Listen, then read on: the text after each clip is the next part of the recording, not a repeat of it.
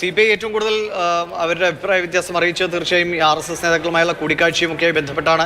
കഴിഞ്ഞ ദിവസങ്ങളിലൊക്കെ ബിനോയ് വിശ്വത്തിന്റെ പ്രതികരണം ADGP ആസ്ഥാനത്ത് അദ്ദേഹം ആൾ ഉണ്ടാകില്ല എന്ന് തന്നെയായിരുന്നു. അപ്പോൾ അതൊരു രാഷ്ട്രീയപരമായ ഗുരുതരമായ പ്രശ്നമായി പാർട്ടികൾ കാണുന്നു.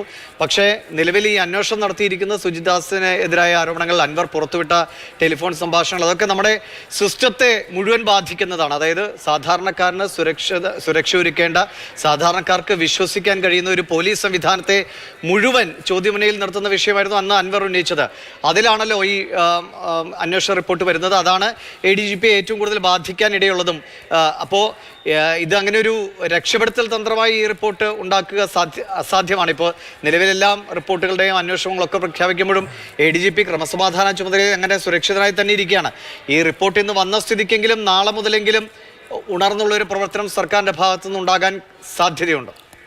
ദിവിഷ, RSS നേതാക്കളെ ADGP MR അജിത് കുമാർ കണ്ടു എന്നത് രാഷ്ട്രീയമായ ഒരു വിവാദമായിട്ടാണ് ഇപ്പോഴും നിലനിൽക്കുന്നത്. അതിനപ്പുറം PV Anwar MLA ADGP MR Ajith കുമാറിനെതിരെ ഉന്നയിച്ചത് ഗുരുതരമായ ആരോപണങ്ങളായിരുന്നു. മലപ്പുറം കേന്ദ്രീകരിച്ച് സ്വർണ്ണക്കടത്ത് സംഘങ്ങളുമായി കേന്ദ്രീകരിച്ച് ADGP MR അജിത് കുമാറും സുജിത് ദാസ്, മുൻ SP സുജിത് ദാസും ഒരു അധോലോക സംഘത്തെ പോലെ പ്രവർത്തിച്ചിരുന്നു. അതിൽ കോഴിക്കോട്ടെ റിയൽ എസ്റ്റേറ്റ് ഇടപാടുകാരൻ മാമയുടെ തിരോധാനം, മലപ്പുറത്തെ ഒരു കൊലപാതകം അടക്കമുള്ള കാര്യങ്ങളിൽ ADGPക്ക് ബന്ധമുണ്ട് എന്നുള്ള വിവരങ്ങളും അന്ന് PV അൻവർ പുറത്തുവിട്ടിരുന്നു. മാത്രമല്ല, അന്ന് PV അൻവർ MLA നടത്തിയ വാർത്താ സമ്മേളനം അതൊരു ക്രൈം ത്രില്ലർ സിനിമയെ തോന്നിപ്പിക്കുന്ന രീതിയിലുള്ള വിവരണങ്ങളായിരുന്നു. കുറേയധികം ശബ്ദ സംഭാഷണങ്ങളൊക്കെ അദ്ദേഹം പുറത്തുവിടുകയും ചെയ്തിരുന്നു. അതുമായി ബന്ധപ്പെട്ട് ഉള്ള ആരോപണങ്ങൾ ഗൗരവമാണെങ്കിൽ ആ കണ്ടെത്തലുകൾ, DGPയുടെ കണ്ടെത്തലുകൾ എന്തൊക്കെയാണ്? അതിൽ PV അൻവർ ഉന്നയിക്കുന്ന ഈ ആരോപണങ്ങൾക്ക് പിന്നിൽ തെളിവുകളുണ്ടോ? അതുമായി ബന്ധപ്പെട്ട് കൂടുതൽ അന്വേഷണങ്ങൾക്ക് സാധ്യതയുണ്ടോ? അങ്ങനെയെങ്കിൽ അതൊക്കെ ക്രിമിനൽ കുറ്റത്തിന്റെ പരിധിയിൽ വരുന്നതുമാണ്. അപ്പോൾ കേസെടുത്തൊരു അന്വേഷണത്തിന്, ADGPക്കെതിരെ കേസെടുത്തൊരു അന്വേഷണത്തിന് ഈ റിപ്പോർട്ടിൽ ശുപാർശയുണ്ടോ? അപ്പോൾ അതൊക്കെ വരും മണിക്കൂറുകളിൽ ഇനി അറിയാനുള്ള ആകാംക്ഷകളാണ്. അതിനൊപ്പം തന്നെ RSS നേതാക്കളെ ADGP സന്ദർശിച്ചു എന്നത് ഇതിന് തുടർച്ചയായിട്ട് വന്ന ആരോപണമാണ്. അത് വലിയ രാഷ്ട്രീയ വിവാദമായി മാറിയപ്പോൾ അതും കൂടി DGPയോട് അന്വേഷിക്കാൻ മുഖ്യമന്ത്രി നിർദ്ദേശിച്ചിരുന്നു. അതിന്റെ ഭാഗമായി ADGPയെ രണ്ടാമത് വിളിച്ചു വരുത്തി മൊഴി രേഖപ്പെടുത്തുകയൊക്കെ ചെയ്തിരുന്നു. പക്ഷേ ആ അന്വേഷണവുമായി RSS ഇതുവരെ സഹകരിച്ചിട്ടുമില്ല. അപ്പോൾ ആ അന്വേഷണം അപൂർണമായിട്ട് നിലനിൽക്കുകയാണ്. അതുകൊണ്ട് തന്നെ അത് ഒരു പക്ഷേ ഇതിൽ ഉൾപ്പെടുത്താനുള്ള സാധ്യതയും കുറവാണ്. ഏതായാലും നമുക്ക് ലഭിക്കുന്ന വിവരമനുസരിച്ച് 3-ാം തീയതി വരെയുള്ള ADGPക്കെതിരായ PV അൻവറിന്റെ ആരോപണങ്ങൾ, ആ ആരോപണങ്ങളുമായി ബന്ധപ്പെട്ടുള്ള അന്വേഷണത്തിന്റെ റിപ്പോർട്ടാണ് ഇപ്പോൾ സമർപ്പിച്ചിരിക്കുന്നത്. ഇപ്പോൾ ഈ സ്വർണ്ണക്കടത്തുമായി ബന്ധപ്പെട്ട, കൊലപാതകമായിട്ട് ബന്ധപ്പെട്ട, തിരോധാന കേസുമായിട്ടൊക്കെ പോലീസ് സംവിധാനങ്ങൾക്ക് ബന്ധമുണ്ട്, അല്ലെങ്കിൽ ചില ഉദ്യോഗസ്ഥർക്ക് ബന്ധമുണ്ടെന്നായിരുന്നല്ലോ ആരോപണം. ഇതിലെന്തെങ്കിലും ഈ ആരോപണങ്ങളിൽ കഴമ്പുണ്ട് എന്ന് തെളിഞ്ഞാൽ നമ്മുടെ പോലീസ് സംവിധാനം മുഴുവൻ ചോദ്യമുനയിലാകും. ആരെ വിശ്വസിക്കണമെന്ന് സാധാരണക്കാരന് വരെ സംശയമുണ്ടാക്കുന്ന തരത്തിലുള്ള കാര്യങ്ങളാണ്. അങ്ങനെയെങ്കിൽ അത് അതിവിപുലമായ അന്വേഷണത്തിലേക്ക്, ഒരുപാട് പേരുടെ സ്ഥാനഭ്രംശത്തിലേക്കൊക്കെ പോകുന്ന കാര്യങ്ങളല്ലേ? അങ്ങനെ ഒട്ടും നിസ്സാരമായ ഒരു കാര്യമല്ലല്ലോ, ആരോപണമല്ലല്ലോ. അതിലെന്തെങ്കിലും സത്യമുണ്ടെന്ന് തെളിഞ്ഞാൽ നമ്മൾ ഉദ്ദേശിക്കുന്നതിലുമൊക്കെ വലിയ മാറ്റങ്ങൾക്കല്ലേ സാധ്യത?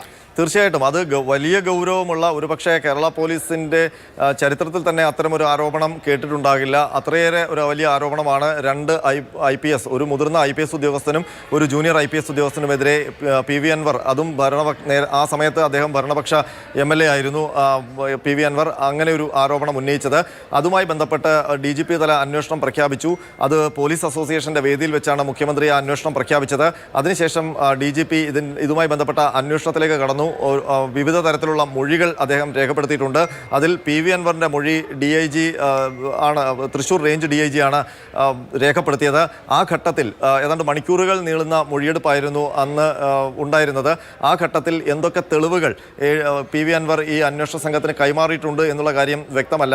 അദ്ദേഹം PV അൻവർ പറഞ്ഞത് താൻ ഉന്നയിച്ച കാര്യങ്ങളുമായി ബന്ധപ്പെട്ട കാര്യങ്ങളൊക്കെ പോലീസിന് കൈമാറിയിട്ടുണ്ട് എന്നുള്ളതാണ്. അപ്പോൾ അതൊക്കെ ഗൗരവപ്പെട്ട തെളിവുകൾ തന്നെയാണോ? PV അൻവർ വാർത്താ സമ്മേളനത്തിൽ ADGP MR അജിത് കുമാറിനെതിരെ ഉന്നയിച്ച ആരോപണങ്ങളെ സാധൂകരിക്കുന്ന എന്തെങ്കിലും തെളിവുകൾ PV അൻവർ ഈ അന്വേഷണ സംഘത്തിന് കൈമാറിയിട്ടുണ്ടോ? അങ്ങനെ കൈമാറിയിട്ടുണ്ടെങ്കിൽ അത് ഈ ആരോപണങ്ങളെ സാധൂകരിക്കുന്നതാണെങ്കിൽ ഗൗരവപ്പെട്ട അന്വേഷണത്തിലേക്ക് വഴിമാറില്ലേ ഈ ADGPയുമായി ബന്ധപ്പെട്ട് നടക്കുന്ന കാര്യങ്ങൾ എന്നൊക്കെയുള്ള കാര്യങ്ങളാണ് ഇനി അറിയേണ്ടത്. അപ്പോൾ DGPയുടെ റിപ്പോർട്ട് ഇവിടെ നിർണായകമാവുകയാണ്. DGPയുടെ കണ്ടെത്തലുകൾ എന്തൊക്കെയാണ്? ആ കണ്ടെത്തലുകളിൽ എന്തെങ്കിലും തരത്തിലുള്ള തുടരന്വേഷണത്തിനുള്ള ശുപാർശകളുണ്ടോ? മാത്രമല്ല, ADGPക്കെതിരായ നടപടിക്ക് സർക്കാർ തയ്യാറായിട്ട് നിൽക്കുന്നു എന്നുള്ള സൂചനകളാണ് നേരത്തെ തൊട്ടേ പുറത്തു വരുന്നത്. അപ്പോൾ അതിനുവേണ്ടി ഉള്ള മുന്നൊരുക്കം നേരത്തെ തന്നെ സർക്കാർ നടത്തിയിരുന്നു. ഈ റിപ്പോർട്ട് ലഭിച്ചാൽ ഉടൻ നടപടി എന്നാണ് പറഞ്ഞിരുന്നത്. അപ്പോൾ ഈ റിപ്പോർട്ടിൽ അതേസമയം PV അൻവർ MLA ഉന്നയിച്ച ആരോപണങ്ങളിൽ ഒരു കഴമ്പുമില്ല എന്നാണെങ്കിൽ ADGP MR അജിത് കുമാർ ക്രമസമാധാന ചുമതലയിൽ തന്നെ തുടരുമോ എന്നുള്ള കാര്യവും പ്രസക്തമാണ്. ആ ചോദ്യവും പ്രസക്തമാണ്. ഏതായാലും ഈ റിപ്പോർട്ടിൻ്റെ വിശദാംശങ്ങൾ വരും മണിക്കൂറുകളിൽ പുറത്തു വരും. ആ റിപ്പോർട്ട് സർക്കാരിലേക്ക് എത്തിക്കഴിഞ്ഞു. പക്ഷേ അതിലേറ്റവും ശ്രദ്ധേയമായ കാര്യം ഇന്ന് ശബരിമല അവലോകന യോഗമായിരുന്നു മുഖ്യമന്ത്രിയുടെ അധ്യക്ഷതയിൽ. ആ അവലോകന യോഗത്തിൽ ക്രമസമാധാന ചുമതലയുള്ള ADGP പങ്കെടുക്കേണ്ടതായിരുന്നു. അതിൽ അദ്ദേഹം പങ്കെടുത്തില്ല. പുറത്തു വന്ന സൂചനകൾ വെച്ച് മുഖ്യമന്ത്രിയുടെ ഓഫീസ് തന്നെ അദ്ദേഹത്തെ ആ യോഗത്തിൽ നിന്ന് മാറ്റി നിർത്തുകയായിരുന്നു എന്നാണ്. അങ്ങനെ വരുമ്പോൾ ADGPക്കെതിരെ ഒരു നടപടി അവിടെ ആലോചിച്ചുറപ്പിച്ചു വെച്ചിരിക്കുന്നു. അല്ലെങ്കിൽ ADGP MR അജിത് കുമാർ ക്രമസമാധാന ചുമതലയിൽ ഇനി അധികാലം തുടരാൻ സാധ്യതയില്ല എന്നുള്ള സൂചനകളാണ് അത്തരം നടപടികളിൽ നിന്ന് നമുക്ക് മനസ്സിലാകുന്നത്. അപ്പോൾ ഗൗരവപ്പെട്ട ഒരു അന്വേഷണം DGPയുടെ ഭാഗത്ത് നിന്ന് നടന്നിരിക്കുന്നു. അതേ ഗൗരവത്തിലുള്ള റിപ്പോർട്ടാണോ, അല്ലെങ്കിൽ ADGPയുടെ സ്ഥാനം തെറിപ്പിക്കുന്ന അല്ലെങ്കിൽ മറ്റ് നടപടികളിലേക്ക് വഴി തുറക്കുന്ന റിപ്പോർട്ടാണോ DGP സർക്കാരിലേക്ക് സമർപ്പിച്ചിരിക്കുന്നതെന്നാണ് ഇനി അറിയാനുള്ളത്. ഇപ്പോൾ നാളെ തന്നെ മുഖ്യമന്ത്രി റിപ്പോർട്ട് പഠിക്കുകയും അതിൽ നടപടികൾ എടുക്കുകയുമാണെങ്കിൽ പിന്നെ വേഗത്തിലാകാം ഒരുപക്ഷെ അദ്ദേഹത്തിൻ്റെ സ്ഥാനമാറ്റമൊക്കെ നടക്കാൻ പോകുന്നത്. അങ്ങനെയെങ്കിൽ CPI അടക്കമുള്ള അല്ലെങ്കിൽ രാഷ്ട്രീയപരമായി പല ഭിന്നതകളും ഉന്നയിച്ചുകൊണ്ട് ADGPയെ മാറ്റി നിർത്തണമെന്ന ആവശ്യം ഉന്നയിച്ചവരൊക്കെ തൽക്കാലം അടങ്ങാനാണോ സാധ്യത? കൂടുതൽ ശ്രദ്ധ അൻവർ ഉന്നയിച്ച ഇത്തരം സ്വർണ്ണക്കടത്തുമായി ബന്ധപ്പെട്ട കേസുകളിലേക്ക് വഴിമാറാനുള്ള സാധ്യതയുമാണോ തെളിയുന്നത്? തിങ്കളാഴ്ച നിയമസഭ ചേരും. അപ്പോൾ ആ നിയമസഭയിൽ പ്രതിപക്ഷം എന്തായാലും ഈ ആരോപണങ്ങളൊക്കെ ആയുധമാക്കുകയും ചെയ്യും. അപ്പോൾ ആ സമയത്ത് ADGP MR അജിത് കുമാർ ക്രമസമാധാന ചുമതലയിൽ തുടരുന്നത് സർക്കാർ ആഗ്രഹിക്കുന്നുണ്ടോ? അപ്പോൾ അങ്ങനെ വരികയാണെങ്കിൽ അതിനു മുമ്പ് തന്നെ ADGPയെ മാറ്റാനുള്ള ഒരു തീരുമാനം സർക്കാർ തലത്തിൽ മുഖ്യമന്ത്രി തലത്തിൽ എടുത്തിട്ടുണ്ടെങ്കിൽ ഇന്നിപ്പോൾ DGP സമർപ്പിച്ചിരിക്കുന്ന റിപ്പോർട്ട് നാളെ തന്നെ മുഖ്യമന്ത്രിയുടെ പരിഗണനയിൽ വരാനുള്ള സാധ്യതയുണ്ട്. നാളെ തന്നെ ഇന്ന് DGP തന്നെ മുഖ്യമന്ത്രിയെ കാണാനുള്ള ഒരു സമയം രാത്രി ചോദിച്ചിരുന്നു എന്നാണ് നമുക്കറിയാൻ കഴിഞ്ഞത്. അത് പക്ഷേ ഉണ്ടായില്ല.